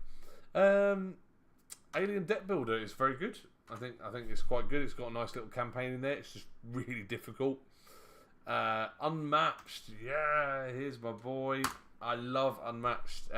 It's kind of Magic the Gathering meets Warhammer, but in a very, like, you've got your miniature, be it who's in Cobble of Fog. This is one of my favourite 4-player ones, but yeah, you got like what are they called? Oh my word, Jekyll and Hyde, Sherlock Holmes, Invisible Man, and Dracula. In this particular one, all 4 of these are great. You could play against any of the characters. You get is a deck of cards and a miniature. Here we go. This is all that's in the box. There you go. So if I want to play my Jekyll and Hyde, I get my piece, get my deck of cards, and I play on the map. Unmatched is very, very simple. In fact, for this reason, let me go back because I might have lost my. No, I haven't lost my ranking. What I'm going to do whilst I'm on Unmatched, I'm going to rank them all. So actually, do you know what? Sorry, this Unmatched is actually going to get a... Oh no, I could... Oh, I'm an idiot. I didn't realise I could do this. I could just click on here and rank it. This one's actually getting a 9 because this is my favourite Unmatched 4-player. Tales to Amaze is the cooperative version, so that gets an 8. So you can take any character and play against... against the bosses, so the Mothman... and what's the other one? The UFO. Dan will answer that in a minute. Let me just do the Unmatched quickly. Battle of Legends weren't great, and Volume 2 also wasn't great, mostly because I don't... They're historic characters. The Raptor, this is what got me into Unmatched, because a friend of mine had... I love Jurassic Park, it's my favourite film of all time, and I wanted to know what this game was, so I borrowed it off them, played it, and I was like, wow, Unmatched is really great. And then I found out that there's all these other ones that exist. So then a couple of years later, they actually released the one with the T-Rex, which, that's a 9 for me. I mean, Sattler's not great, Ellie Sattler's not, but for the T-Rex alone, this set deserves a 9. This one's also getting a 9, and not for Robin Hood. Bigfoot is my favourite character to play in Unmatched. So I've got Cobble and Fog is my favourite 4-player version because all 4 characters play good. This is because it's Jurassic Park and it's got the T-Rex. This one I'm rating a 9 because of the Bigfoot. Buffy is atrocious. It's really unbalanced, and I wouldn't advise it. Bruce Lee, I'm giving a 3 because he's broken, but they are re-releasing Bruce Lee, so with Muhammad Ali. So just wait for this because I'll do it at some point. Little Red Riding Hood, it was quite good. I think she's not the Little Red Riding Hood that you know from the other fairy tales. By the way, all these characters can play against each other, which is really cool. So you can have the T-Rex versus Alice in Wonderland, and all the other ones. Deadpool, broken, but it's funny. Unmatched Redemption Row, that's the one with Ghost Rider, and Ghost Rider is good. So I'm going to give that a 7, but the rest of them, this one's not the best. For King and Country was okay. That's got Black Panther in it, which was okay. Houdini versus Genie, I'm going to give that an 8 because both that's my favourite 2-player set, by the way. Both characters are very, very good. This isn't out yet. Teenage Mutant. This is the next cooperative version. Very, very, very, very cool, but I haven't played it yet. Oh, very embarrassing. I haven't played Sun's Origin yet, and I own it, so I can't rank that one yet. Same with Slings and Arrow. I own it, but I haven't played it yet. Teen Spirit, I wasn't a fan of that one. Wasn't the best one. Brains and Brawn was okay because Spider-Man was fine. She-Hulk's actually very good in that, but Doctor Strange sucked. The Witcher, these two are coming out later. It says 2024, but they're not out yet. So looking forward to that. Oh, there we go. There's the Muhammad Ali versus Bruce Lee. I think they're going to rebalance Bruce Lee because Bruce Lee was just you could just keep playing and playing and playing. Cool, right. Well, that's a lot of Unmatched that I've just ranked there. So one hit. Dan's gone another one. King of. I'm gonna rank that series as well. I think because you've got King of Tokyo, you've got King of New York, and you've got King of Monster Island. I don't think there's any other ones I've played. Oh yeah, King of Tokyo Duel now, which seems really pointless. Oh, sorry, this is a bit of a weird one. It's not, it's not King of Tokyo, but I'm going to rank it anyway because I really like this game. I'm going to give it a 6. This is good for a kids game. Just putting it out there. This feels like Yahtzee in the medieval era. So right, there we go. Nothing about that one. King of Tokyo, yeah, very good. I think great to get kids involved. Played it loads when I worked at the school. I quite like things like Godzilla and King Kong, so having the kaiju characters are very awesome. So yeah, King of Tokyo is good, and like I mentioned earlier, I love Yahtzee, and it's pretty much a Yahtzee battler. So King of New York, I'm going to give a 6 because it took what was great about King of Tokyo and just made it more complex and fiddly. And I don't think it's as good. And then King of Monster Island, I'm going to go back up to a 7 because this is the cooperative version where you're fighting against the boss. But yeah, really clever. I mean, the board is massive. Dan, I don't know if you've played King of Monster Island, but for a cooperative game, very, very good. So yeah, I wouldn't buy it again, but I'd play it if it was. I'd play it if it was on the table. So cool. Yeah, King of Tokyo, classic, absolute classic. Right, where are we? Let's go back to my list. Oh, so yeah, you asked what's my number 1 game of all time. Well, obviously you've seen quite a few 10s, and it really kind of depends on. There's a lot of factors. So, like, if I said my favourite game series as a whole is Clank, like 100% is Clank. I love every version of it. There's some that are better than others, but I do love every version of it. Clank Legacy 1 is incredible. Clank Legacy 2, we're not enjoying as much because we keep dying so much, but that's probably more on us. But yeah, I think haven't really got a definitive answer for that. So I think I'll stick with Clank, I think. Yeah. Right, there's a couple here. Jaipur, I love Jaipur. Great little card. I mean, Jaipur's not the style of game I would play normally, but it's just a really quick best of 3. Trade goods as quickly as you can to score points. Welcome to your perfect home. Great roll and write. This is on my radar. I really want to play Planet Unknown. Haven't played it yet. Earth, that's getting an 8. That's actually my daughter's, or one of my daughter's favourite games of all time is Earth.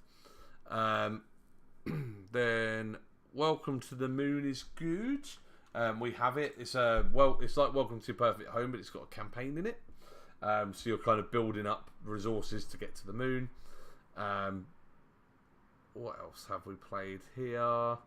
Cosmic Encounter. Oh yeah, that came up on the top 25 for BGG. Argentina. Let's give that a 6. Annoyingly, I own it because I'm a bit of a perfectionist. I've got Great Western Trail and New Zealand, but Argentina wasn't good. Unfortunately, well, it was okay, but I'd rather play one of the other two. So yeah, Sagrada's a good dice game, but fiddly and annoying. But I'm still going to give it a 6 because I'll play it if we had to. Same with Avalon. Great little social deduction game, but I'm going to give that a 6. Space Base is great. I'm going to give that a 6 again. I love 6s. Ooh, now this is one I don't own, but I really wish I did. Early on into getting into modern games, we played this at the club, played it for hours and hours. There was something beautiful about this game. So one day maybe I will, maybe I'll own it. But Railways of the World, I'm gonna give it a 9. I think it's phenomenal. Bit like Ticket to Ride, but much harder. So yeah, if anyone's got Railways of the World and they want to sell me a copy, I've never come across a copy that's a reasonable price. So 7 Wonders 2nd edition. I'm gonna give that a 7. What's Dan putting in here? You stay away from your daughter's games, but that's because she beats you at games anyway. Hey, I buy the games. She just likes the games. Arkham Horror, the card game. It's gonna get that's the revised version, but we'll give that. Star Wars: The Deck Builder. it plays pretty much like Star Realms, but what I love with this deck builder is you can buy cards if you're, like, say if you're the what we've got, the Imperial or the Rebellion. They're the two factions. If it's a Rebellion card, you can buy it, and if it's an Imperial card, they can buy it. But if it's an Imperial card, then I'm the Rebellion and I can't pay for it. I can attack it instead. So I can throw it into the trash so that you can't buy it. I think that's really quite clever. Captain Sonar 7 always frustrates me, but it's very good. It's a better battleships basically. Village is okay. It's a nice little worker placement, so I'm going to give that a 6. Splendor's getting a 7. Not as good as Splendor Duel, but a classic nonetheless. Still, I've never played Dead of Winter. I need to. Return to the Dark Tower. Oh, Return to the Dark Tower, by the way, is a local designer. Local to here, but still haven't played it. Sorry, buddy. Oh, this is an interesting one. Forest Shuffle. Probably one of 2024's most asked for game in the shop. Because nowhere had it. So hard to get a hold of. Everybody was asking for Forest Shuffle. I managed to get a copy, and I do not understand what all the rage is about, because it wasn't, I don't know, it's a bit boring. It really was a bit boring, if I'm honest. So anyway, enough of the negativity. Let's go ahead and give the Taverns and Tiefenthal a 7. The Taverns is the same guy. I know Dan earlier asked about Quacks of Quedlinburg. Taverns and Tiefenthal is Quacks of Quedlinburg, but you're building your own pub. So let's have a quick look at some images of this one, because I think it looks beautiful. Have we got a nice photo? Yes, we have. Here we go. So rather than bag building and taking out ingredients, you've got your little deck of cards. Your deck of cards will be sort of like either pot washes, beer maidens, washer-uppers, extra beer carts. This guy delivers the beer kegs, or customers. So as these cards come out and go into different locations, giving you different abilities, you're upgrading your pub here. So parts of the pub will actually come off. So you can kind of, it's very hard to describe with a picture, but yeah, you can manipulate this in a way that that works really well. Yeah, I love Taverns of Tiefenthal. Yeah, very much enjoy that game. Wouldn't buy it, but I like it. Under Falling Skies, again, great solo game. It's got a little campaign in there. It's basically Space Invaders in a boards game. Here we go. Here's the board. So you'll have your spaceships that look like these. They'll be coming down, and then you've got your base, which sits under here. And your base is where you're building up using dice in sort of like a dice puzzle placement, I guess. Air defense, weaponry, energy reserves, stuff like that you're building underground, whilst then attacking what's coming from from up above. It's very like the cover always reminds me of like Independence Day. I guess it is kind of an Independence Day style board game. Oh, Nations. Nations is good. Kind of Terraforming Mars meets Civilization, I guess. Near and Far was okay. I'm going to give it a 7 because it's very, very clever. It's got a little bit of a story in there, but it didn't stay in our collection for long. But I kind of regret getting rid of that one actually, because we did enjoy it. Calico hurts my head. Beautiful game actually. Calico is very good, but I personally struggle with it, so I'm going to give that a 6. Clask, what a cracker! One of the best. What do you call it? Dexterity. That's the word I'm looking for. One of the best dexterity games. Secret Hitler's okay. It's a good social deduction, and if I was going to play any social deduction game, it'd be Secret Hitler. Dinosaur Island. Right, a bit of backstory with Dinosaur Island. So as mentioned earlier, if you was watching when I was doing the Unmatched ranking, Jurassic Park is one of my favourite all-time games. Sorry, not games. one of my all-time favourite films. Sorry, so Jurassic Park. I love Jurassic Park. I even love Jurassic World. I like number 2. Number 3 was okay, but I still loved it because I'm obsessed with dinosaurs. And due to my obsession with dinosaurs, when Dinosaur Island released in 2017, like there, I went to HandyCon and they had a special copy early, and I ran to it. I was like, right, I'm playing Dinosaur Island. I want to play Dinosaur Island. I'm so hyped for this. It was in a nice little thematic area, which made it look like it was in Jurassic Park. Like they did really good to decorate the table, and very, very thematic. And I was really hyped. And I sat down and I started playing. Yeah, and unfortunately, probably one of the worst games I've ever played. Nothing about it felt like I was building a dinosaur island. Nothing about look at the cover, right? It's meant to be a Jurassic Park game, right? You've got like even the character looks the same. You've got the amber, the T-Rex as the heads. You've got the Velociraptors. It's very Jurassic Park. They've even used the same font, for goodness sake. So that's why I was hyped for it. I was so excited to play it, and it is terrible. Really, yeah. We hate dinosaurs, but the park films are the best. We hate dinosaurs. You hate dinosaurs. How can you hate dinosaurs? They're so cool. But yeah, no, it's 3. Absolutely terrible. Absolutely terrible. Oh. And I think it's getting a 3 because I was so let down by it. Camel Up, a very, very good party game. I would play it with folk if they wanted to. There's a lot here that I have played, so yeah, that's going to get a 7. No, tell a lie. It's going to get a 6 because it's a good deck builder, but sometimes quite imbalanced depending on what you're playing. Century. I don't mind Century Golem. I've played Golem and Spice Road. They're basically the same game, but I have played both. They've just got a slightly different skin. I call it the silent game. You're playing and you don't talk to people because your turns go so quickly and there's so much to think about.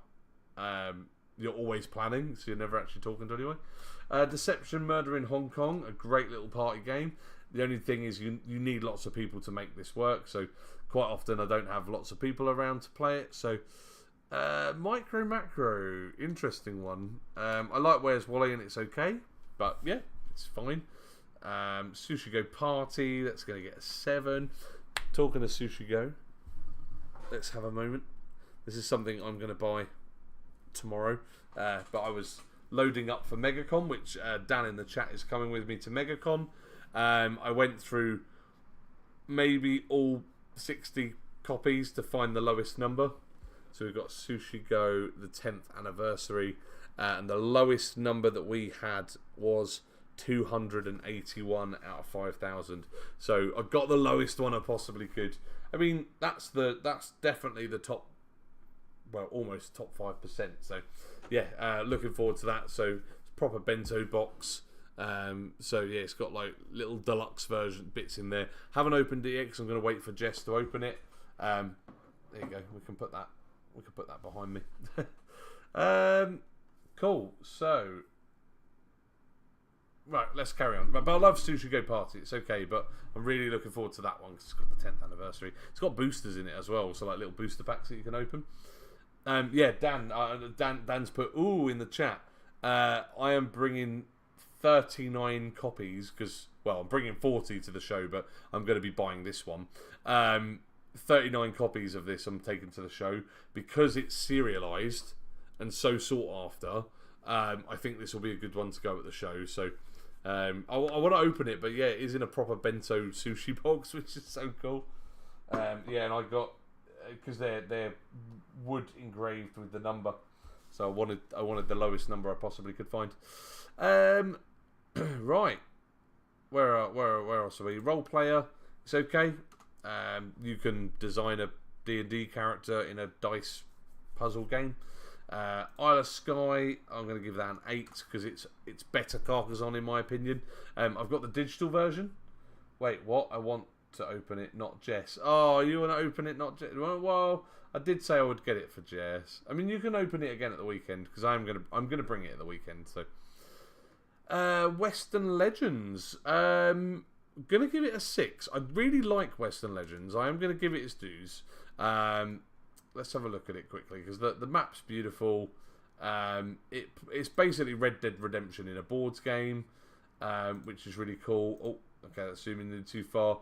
It is an open world game, so you can go around the Wild West and do whatever you want. Go play poker, shoot 'em ups, meet bandits, go into the town and gamble, or whatever you want to do. There's lots of bits you can do, but the problem I have with Western Legends, and that's why I haven't ranked it quite so high, is it's a bit linear for an open world game, if that makes any sense.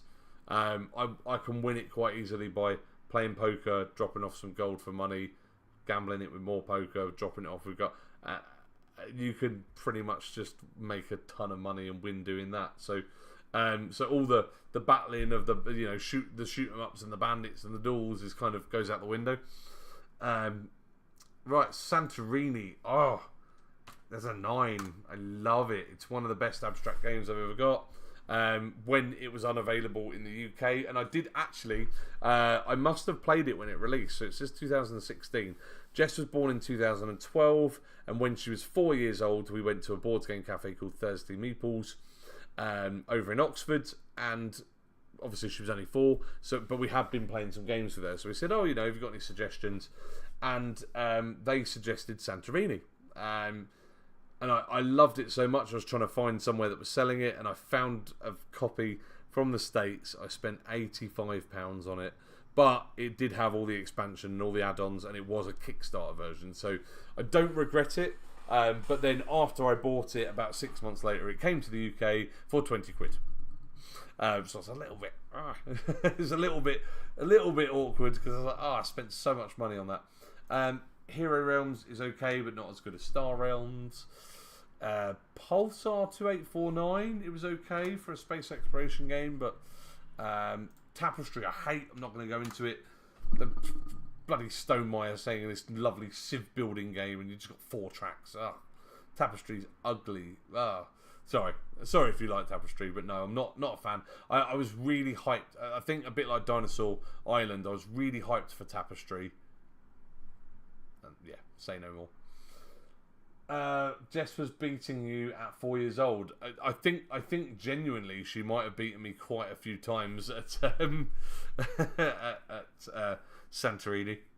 Endless Winter's quite good. There's too many mechanics in that game. It's a bit of Catan, a bit of worker placement, a bit of resource management, a bit of this, a bit of that, and it's got so many hundreds of bloody boards. Let's see if we can get a picture up actually, so you can just kind of see the extent of. Oh, there you go.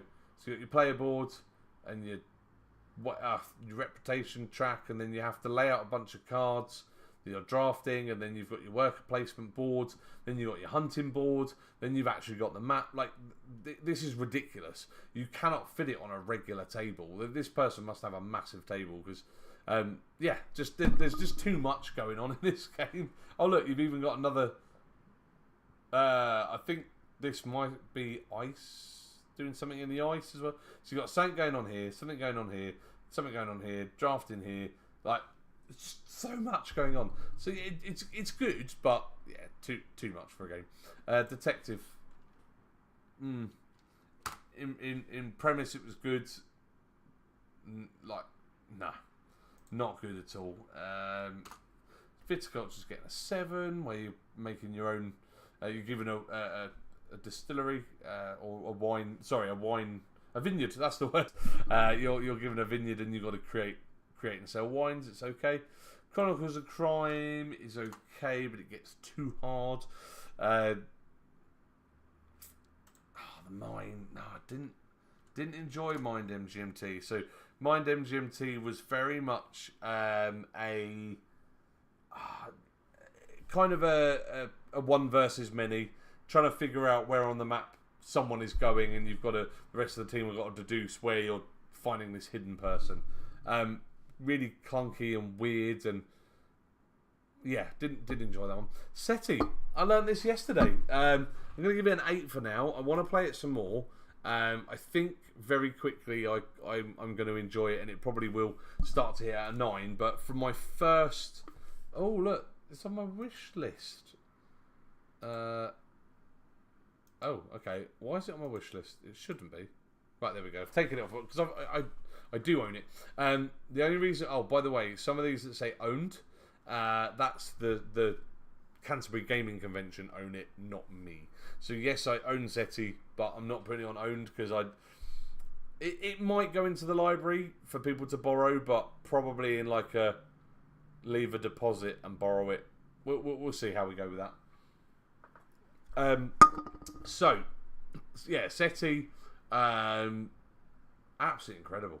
I'm gonna show you some pictures actually because the board looks stunning. The idea is you are sending out these satellites into space, different parts of space, and trying to read the stars, trying to look for any form of life. And then there's 2 life forms that you will find in the game, which are random. So, but when they reveal, it completely changes not completely changes the rules, but it adds extra ways of scoring points, and you keep communicating with those alien life forms that you found. Yeah, there's like a reputation track, a publicity track, shall I say. You're deploying all these drones across bits of space. This rotates as well, so it never stays the same, which again is very true to form with space. Everything does rotate clockwise, obviously around the sun. There is a little dome there. Yeah, and then you go out to these different planets. You can put probes in orbit or probes on the planet, depending on what you're looking for and what you're trying to read. Very clever game. And as I said, yeah, 8 at the moment. Couple more plays could go up. I just wish that we could actually get it in production in this country because it seems to be out of stock everywhere. King Domino, great little game. Lovely little domino, hence the King Domino. So Clover's okay. It's a good party game. It's a good social aspect, but I think it's too limited. Or I think it's quite easy as well, actually. Every time I've played it, because it's a cooperative game where you're trying to guess clues together, but the clues are too easy to deduce. So yeah, let's get a 6 from me.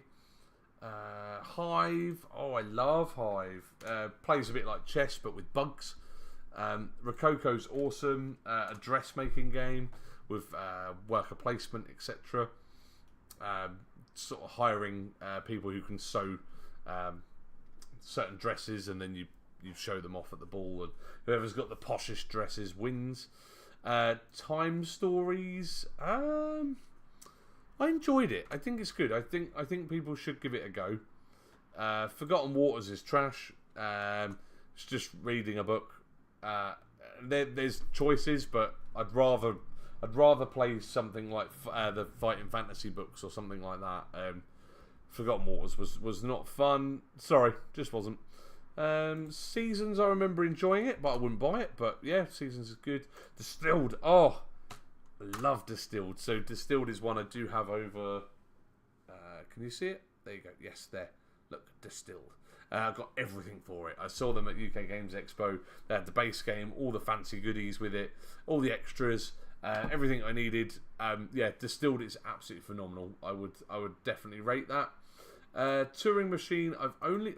right, I need to play Turing Machine again, because I'm going to give it a 6. I think it was a good puzzle game, but I think I might have been taught it wrong, because I didn't quite understand what was going on, and the person who was teaching me seemed to make up their own rules. But from what I saw, and I think another playthrough, I might rate that higher, but I liked Turing Machine. Embarrassingly enough, Sea Salt and Paper, I own it, still haven't played it. Telestrations, for a social game, I'm going to give it a 7. And actually, it is actually behind me. We're borrowing it from the shop because Jess had a sleepover recently and wanted to play it with her friends. So for that reason, we are actually going to put that as owned because it belongs to the store, not me. Whoops. Right, I think I might have to make this my last page because I've got to pick Jess up from school. Well, from her dance school even. I might come back. and do some more rating. Love Letter is okay. It's not the best game ever, but I'd play it. For Sale is awesome. A really cool little bidding game for certain houses. So you've got everything from a cardboard box up to a deluxe mansion, and you're basically selling properties by bidding on what you want. Yeah, really, but you can't get it. I wish someone would reprint For Sale, because I think it would be a very, very, very good seller. Far Away. Oh yeah, I've already rated that at an 8. Owned and Store, Work, Play. Who knows? Oh yeah, yeah. Who's got any clue, right? Glass Road is okay. I do like it, but it's very limited in its play. I think there's a new game come out called Black Forest, which is meant to be a better version of Glass Road. Fury of Dracula, it's alright. You need a certain group, is all I'm saying. I've played this with some folk that take it way too seriously, and they've ruined it, unfortunately. Bunny Kingdom is phenomenal. I wouldn't own it, but I know people that have got it, so I'd play it. Century Spice Road, I'm giving you a 6. It's too quiet. I hate it. It drives me nuts. You're playing it and nobody's talking. I know sometimes you have to think in games, but there's just no interaction. So yeah. But the game's good, but I'd just rather play it 2-player. It does up to 5. I'd rather play it 2-player. Nussfood is okay. It's a little bit complicated and weird. It's all about fishing. So, but I'd play it if people wanted to. It's good. Project L. That's a weird one for me, because I played it ages ago, and I thought I loved it, and then I bought it, and then I was like, oh, this is terrible, and why did I think I enjoyed this game? And I think maybe I was thinking of the wrong game. But yeah, actual Project L, I did buy it, and I was like, oh, what is this game? Oh, it's way too quick. Dwarf Romantic. Oh, I'm going to give that an 8, because it's got a campaign in it. It's based on the video game. But me, Jess and Jade have really enjoyed playing Dwarf Romantic. Kind of a Carcassonne with hexes, where you're building up certain lands. You've got to complete objectives, and as you play more, you open certain. But so this hasn't got any spoilers on it for what it's worth. But when you open up the boxes, which you can see here, you've got little bits of the campaign that you can add to. And for the record, they can count. It's just it goes 1 and then 2's underneath, then 3, 4 and 5. Yeah, a great little puzzle game. It made me even buy the video game because I loved it that much. So yeah, I'm gonna give that an 8. And the campaign, by the way, is replayable. All work, no play. That's all around the board. You cheeky, what's it? No, I think it's.